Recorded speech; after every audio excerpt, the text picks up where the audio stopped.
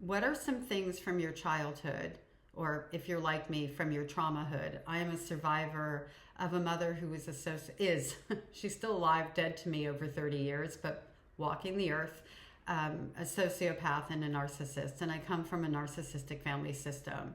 And for many years, I didn't recognize my grandmother's part to play in that system. So for a long time, she hung the moon until I realized that she was the OG, the original gaslighter. So what are some things from your childhood or traumahood, depending how you look at it or what your experience was, that maybe you liked and they now give you the ick, or maybe they gave you the ick the entire time? For me, I had some things, one that I loved in childhood that if I smelt it today, I am very sure that I would, not be able to hold my cookies in. It is Bal de Versailles perfume. And I remember as a little girl, so I lived with my grandparents for about 4 to 5 years, and I spent a lot of time with them even when I didn't live with them. And my grandmother, who I once thought hung the moon, as I grew into adulthood, I recognized was an alcoholic. Of course, she was the hostess with the mostess and a high functioning one, if you could call her that. Nonetheless, she was. And she was also a person who facilitated my grandfather's abuse of me in a very, I categorize her as much an abuser as he was in those moments, because she was present and she was how he had access to me. So when I was a little girl, before I recognized all these different things, I loved that perfume. I loved cuddling with my grandmother. I loved the smell of that perfume on her. I loved all the little bottles that were on that tray on her dresser that I would admire and dance around and all of those things. And if I saw it now, I'm not going to say that it would trigger me, because it really takes a lot to trigger me, but it definitely gives me the ick. So it's this stuff right here. That's a bye-bye. No, thank you. Another one is the Crown Royal pouches, the blue pouches. Well, here's a picture right here. I cannot stand the sight of them because they were literally all over my grandparents' house, used for a million different things. There were even some at my mother's house because they had so many, And why would they have that many?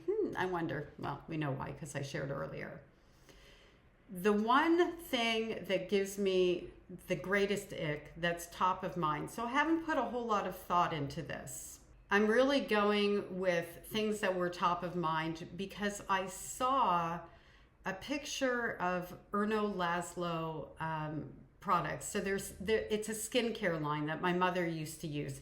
And no shade on the products, by the way. I don't know if Bal de Versailles is still in production. This is not that. I'm not shading products. I'm not saying they're bad or anything like that. But for me personally, they give me the ick. And the Erno Laszlo one, actually, I can feel my heart beat a little faster because it's associated with such a horrific daily control, abuse, power play thing that my mother used to do. So one, my mother knew I didn't like the smell of the product. She knew that I didn't like the feel of the product. And every night I had to go in and there was a routine.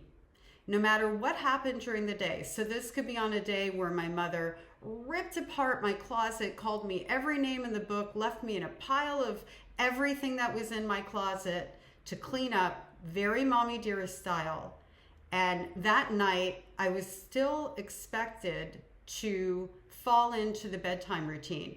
And sometimes, because I felt like I hated her so much and I was in such fear of her and I didn't want to connect with her, especially on these really bad days, like the next level bad days, because they were all pretty bad. I lived in fear of her all the time. I would try to go to bed early and feign falling asleep or being asleep, and that never worked. What would come down on me the next day if I actually made it through wasn't worth not going into her room and meeting her demands, which were, I would have to walk up to her bed where she was sitting, putting the lotion on her hands. It was already on her face. I could see it. It was shiny. And I had to tell her, I love you, Mommy. And I didn't really call her Mommy, by the way. I tried to call her nothing, really. I can remember that from being a kid, not wanting to call her anything at all. Well, then again, she didn't want to call me anything at all in terms of my name. She had lots of other words for me, like damaged goods and tramp. And I'm talking, I was like 9 years old. I would have to walk up to her bed, I love you, Mommy, and give her a kiss on the cheek. And if I didn't do it just right, I had to do it again. And as soon as I would kiss her on the cheek, I would feel the cream on my lips. I swear sometimes I could taste it.